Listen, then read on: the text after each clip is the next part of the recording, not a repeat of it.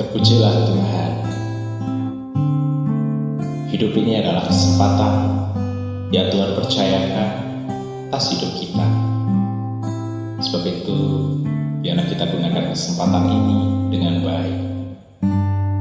Hidup ini adalah kesempatan. Hidup ini untuk melayani Tuhan.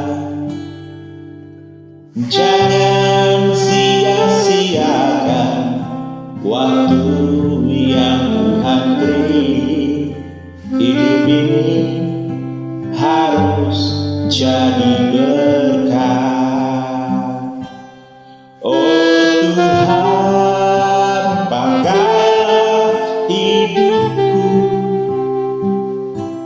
selagi aku masih kuat. Bila saatnya nanti ku tak berdaya lagi, hidup ini sudah jadi berkat. Hidup ini adalah kesempatan. Hidup ini untuk melayani Tuhan. Jangan sia-siakan waktu yang Tuhan beri. Hidup ini harus jadi berkat. Oh Tuhan, pakailah hidupku selagi aku masih kuat. Bila saatnya nanti ku tak berdaya lagi, hidup ini sudah jadi berkat. Terpujilah Tuhan. Ajar kami untuk memakai setiap waktu kami, kesempatan yang Kau percayakan atas hidup kami dengan baik dan benar. Setiap tanggung jawab yang Kau percayakan atas hidup kami, biar kami juga dimampukan untuk mengerjakannya. Ajar kami untuk setia, bahkan baik di dalam perkara-perkara kecil sekalipun, menggunakan kesempatan waktu yang ada dengan baik. Haleluya. Hidup ini adalah kesempatan.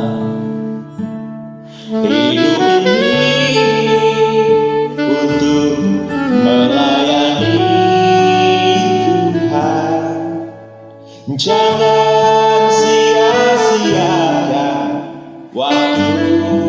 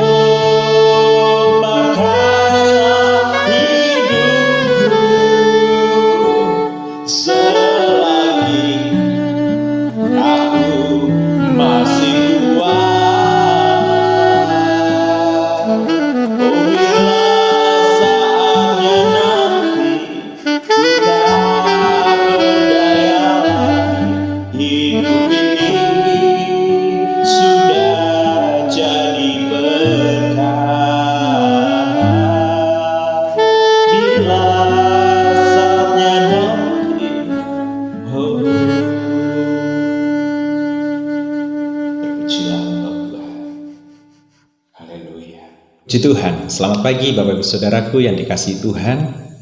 Pujian hidup ini adalah kesempatan, adalah satu kerinduan dari anak Tuhan, bagaimana hari-hari dan kehidupannya tidak mau lagi disia-siakan. Tetapi setiap waktu yang Tuhan percayakan menjadi satu keyakinan bahwa itu adalah kesempatan, tanggung jawab ada di dalam kehidupannya untuk menggunakan waktu itu dengan baik. Begitu juga atas hidup kita, biarlah pujian ini pun boleh menjadi doa buat kita bersama. Setiap waktu yang Tuhan beri dan percayakan dalam hidup kita pakai itu sebagai kesempatan untuk kita menjadi berkat, baik bagi diri kita sendiri, baik keluarga kita, dan sesama. Kita berdoa untuk kita bersama-sama merenungkan firman Tuhan pagi hari ini. Bapa di surga, kami bersyukur dan berterima kasih oleh karena kemurahan-Mu, Engkau sudah memberkati, menolong kami dalam istirahat kami, dan sekarang Engkau membangunkan kami. Dan pagi hari ini kami rindu untuk mendengarkan firman-Mu sebelum kami menepakkan kaki, melangkahkan kaki kami untuk kami menjalani hari ini. Sebab itu berfirmanlah Tuhan sesuai dengan kehendak-Mu, rencana-Mu, mau-Mu dan maksud-Mu atas hidup kami. Dan mampukan kami untuk kami hidup di dalam setiap kebenaran firman yang Engkau katakan atas kami pagi hari ini. Hanya berkat di dalam nama Tuhan Yesus Kristus kami berdoa dan mengucap syukur. Haleluya. Amin. Puji Tuhan. Bapak Ibu Saudaraku yang dikasihi Tuhan, kemarin kita sudah merenungkan bersama-sama tentang cinta sejati yang terbangun antara Daud dengan Tuhan.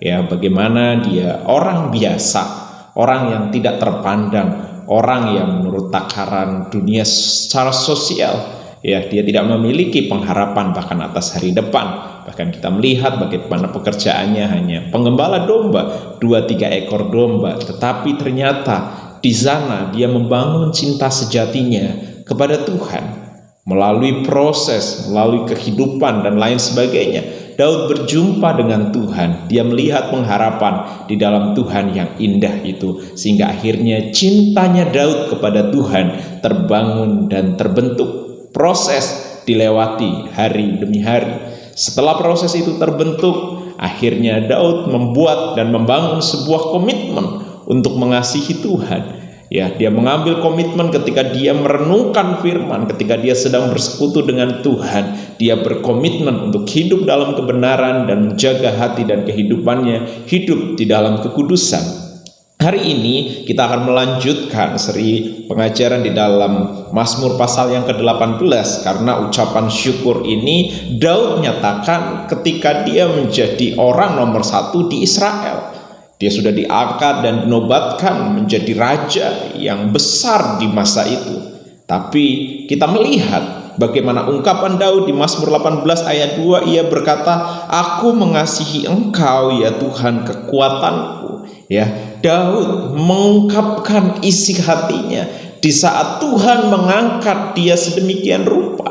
Sebelumnya Daud tidak mengungkapkan, dia melakukan, dia lebih banyak kepada tindakan di dalam mengasihi Tuhan melalui hubungan dan persekutuannya. Tetapi oleh karena cinta sejatinya kepada Tuhan, Tuhan angkat hidup Daud menjadi orang yang luar biasa. Daud mengasihi Tuhan bukan karena iming-iming atau embel-embel yang lain, tetapi karena dia benar-benar mengasihi Tuhan dengan cinta yang sejati. Nah, cinta yang sejati butuh proses, cinta yang sejati butuh komitmen. Hari ini kita belajar tentang cinta sejati terbentuk oleh tanggung jawab.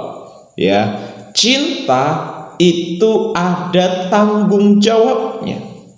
Orang yang membangun kehidupan keluarga tidak cukup modal cinta. Ya, cinta itu tidak cukup. Ketika kita membangun keluarga, membangun rumah tangga, selain komitmen, cinta butuh yang namanya tanggung jawab yang harus dikerjakan bersama-sama, baik mempelai laki-laki maupun mempelai pria. Begitu juga di dalam pengiringan Tuhan. Untuk kita hidup membangun cinta yang sejati kepada Tuhan dibutuhkan tanggung jawab. Nah, dalam hal ini di dalam Mazmur 18 ya, ada tanggung jawab yang harus dilakukan oleh kedua belah pihak. Tetapi kita tidak perlu khawatir atau ragu tentang tanggung jawabnya Tuhan. yang selalu menyertai kehidupan kita. Tanggung jawabnya Tuhan terbukti bagi umatnya. Di dalam Mazmur pasal 18 ayat yang ke-31 sampai ayat 37 dikatakan, adapun Allah jalannya sempurna, janji Tuhan adalah murni, dia menjadi perisai bagi semua orang yang berlindung padanya. Sebab siapakah Allah selain dari Tuhan, dan siapakah gunung batu kecuali Allah kita? Allah, dialah yang mengikat pinggangku dengan keperkasaan dan membuat jalanku rata, yang membuat kakiku seperti kaki rusa dan membuat aku berdiri di bukit, yang mengajar tanganku berperang ketika lenganku dapat melunturkan busur tembaga. Kau berikan kepadaku perisai keselamatanmu, tangan kananmu menyokong aku, kemurahanmu membuat aku besar. Kesadaran Daud tentang tanggung jawab Tuhan yang telah dikerjakan oleh Tuhan dalam hidupnya membuat dia mengerti bahwa tanggung jawab Tuhan dia tak perlu tuntut, karena Tuhan pasti menggenapi setiap rencananya akan janji-janjinya. Jadi tanggung jawab dari pihak Tuhan adalah menggenapi janji-janjinya atas kehidupan umat manusia, atas orang-orang yang percaya, yang hidup di dalam ketetapannya, bahkan termasuk pemeliharaannya. Atas alam semesta ini Allah bertanggung jawab untuk memelihara. Atas umatnya Allah bertanggung jawab untuk memelihara, melindungi, menjaga, bahkan melawati kehidupan anak-anaknya. Dia menyediakan, dia mencukupkan segala keperluan, kebutuhan anak-anaknya. Tanggung jawab sebagai mempelai laki-laki, dia bertanggung jawab atas segala kebutuhan kita, makan minum kita, bahkan kekekalan pun dia jaminkan bagi orang-orang yang percaya kepadanya. Jadi Allah sudah melakukan tanggung jawabnya atas setiap hidup kita. Sekarang tinggal bagian kita sebagai anak Tuhan. Ada tanggung jawab yang perlu kita kerjakan, yang kita lakukan untuk kita membangun cinta sejati itu antara kita dengan Tuhan. Tanggung jawabnya kita sebagai anak Tuhan adalah belajar kepada Tuhan. Belajar bagaimana kita harus hidup. Belajar bagaimana kita menempatkan kehendak Tuhan atas hidup kita. Belajar untuk menanggalkan kehidupan lama kita dan mengenakan kehidupan yang baru.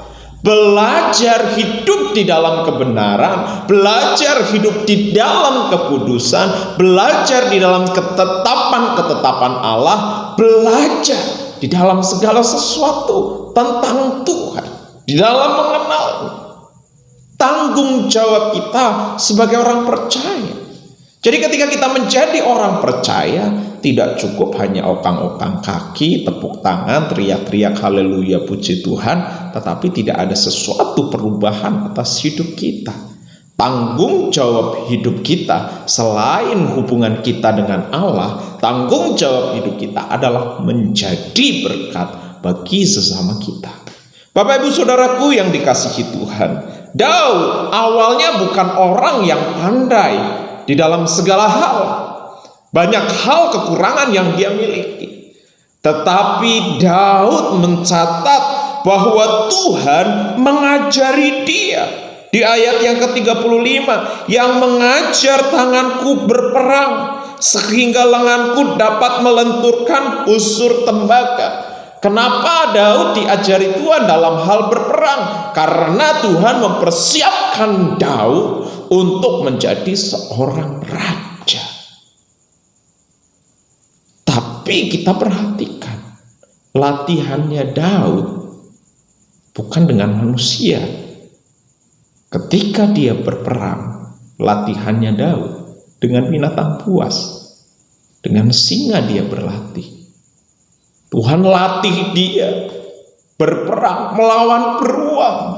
Tuhan melatih Daud berperang melawan serigala, melawan binatang-binatang buas. Latihan yang tidak masuk akal. Tetapi karena kecintaannya Daud kepada Tuhan, latihan yang tidak masuk akal ini dia pakai dengan penuh tanggung jawab yang sungguh-sungguh kepada Tuhan. Bahkan mungkin dalam pikiran Daud nggak pernah kepikiran bahwa dia akan ada di medan peperangan untuk berperang dengan manusia layaknya kakak-kakaknya yang menjadi tentara-tentara Israel. Kalau kita melihat kebahagiaan orang di masa itu adalah menjadi prajurit atau tentara Israel. Tapi Daud, maaf, secara fisik Daud tidak masuk hitungan untuk menjadi seorang tentara. Tidak bisa Daud menjadi seorang tentara. Makanya dia hanya menggembalakan 2-3 ekor domba. Masa depan yang dia lihat untuk menjadi tentara, tidak ada harapan. Secara fisik dikatakan badannya kecil. Tetapi Tuhan melihat cintanya, melihat hatinya, melihat komitmennya, dan melihat tanggung jawabnya. Tanggung jawab yang dikerjakan Daud awalnya bukan tanggung jawab yang besar, hanya menggembalakan 2-3 ekor domba, tetapi dia mengerjakan tanggung jawabnya dengan luar biasa. Karena tanggung jawab yang kecil dikerjakan dengan luar biasa, Tuhan lihat, wow, luar biasa sekali hidup Daud. Bisa dibayangkan, tiba-tiba dia menggembalakan Israel yang penduduknya berjuta-juta. Domba masih bisa digiring dengan baik, Israel tidak bisa. Manusia punya akar pikiran, tapi Tuhan melatih Daud. Tanggung jawabnya sungguh luar biasa. Tanggung jawabnya kepada Tuhan sungguh-sungguh wow. Dan Tuhan berkesan atas hidup Daud. Cinta yang sejati dibangun juga oleh tanggung jawab. Proses harus dilewati, komitmen harus dijalani, tanggung jawab harus dikerjakan. Orang-orang yang seperti ini mendapat perhatian lebih daripada Tuhan, dan Tuhan bisa memakai dan mempromosikan orang-orang seperti ini untuk menjadi berkat bagi sesama. Sebab itu, gunakan setiap waktu, gunakan setiap kesempatan sekecil apapun, kerjakan dengan penuh tanggung jawab. Ya, kepercayaan sekecil apapun lakukan dengan setia. Makanya Yesus pun memberi gambar, barang siapa setia dalam perkara kecil, bertanggung jawab dalam perkara kecil, Tuhan akan memberikan perkara yang besar. Tidak perlu kejar yang besarnya. Lakukan apa yang ada di tanganmu hari ini. Kalaupun itu mungkin masih kecil, kerjakan dengan penuh tanggung jawab. Kalau mungkin usahamu masih kecil, kerjakan juga dengan penuh tanggung jawab, dengan hati yang tetap mengasihi Tuhan. Jangan tuntut Tuhan, ikuti kehendaknya, apa yang jadi maunya. Engkau akan melihat bagaimana tangan Tuhan beracara atas hidupmu, atas hidupku, atas hidup kita semua. Cinta yang sejati kepada Tuhan, kepada sesama kita, harus ada yang namanya tanggung jawab. Terpujilah Tuhan, kita bersama-sama berdoa. Itulah yang menjadi bagian kita, bagian Tuhan sudah Dia kerjakan atas hidup kita. Sekarang tanggung jawab tinggal bagian hidup kita yang perlu kita kerjakan bersama-sama. Kita berdoa. Bapa di surga, kami bersyukur untuk firman yang boleh kami renungkan bersama-sama di kesempatan hari ini. Mampukan kami untuk kami hidup di dalam tanggung jawab, untuk kami membangun kasih kami, cinta kami kepada Tuhan, bahkan kasih kami kepada sesama kami. Tuhan, kami menyerahkan seluruh keberadaan hidup kami. Kami sadar ada banyak sekali keterbatasan, kekurangan di dalam hidup kami, tapi biarlah Engkau memampukan kami untuk kami berkomitmen, untuk kami bertanggung jawab dengan setiap perkara-perkara yang Tuhan percayakan atas hidup kami, apapun itu. Ajar kami untuk terus belajar kepada Engkau di dalam perjalanan hari kami hari ini. Biar kami selalu memandang Engkau, ajari kami, didik kami untuk kami melangkah di sepanjang hari ini. Kami yakin dan percaya kemenangan Tuhan ada di pihak kami beserta dengan kami. Sebab itu kami menyerahkan usaha kami, pekerjaan kami, bisnis kami, studi kami, peternakan kami, pertanian kami, keluarga kami, kota kami, bangsa kami serahkan ke dalam tangan Tuhan. Tuhan beserta dengan kami di sepanjang hari ini. Kami akan melihat keajaiban, kedahsyatan Tuhan terjadi atas hidup kami. Mampukan kami untuk mengerjakan setiap perkara-perkara kecil yang Tuhan percayakan atas hidup kami. Hanya berkat di dalam nama Tuhan Yesus Kristus. Haleluya. Amin. Puji Tuhan. Selamat pagi Bapak Ibu Saudaraku. Tuhan Yesus memberkati kita semua. Haleluya. Shalom.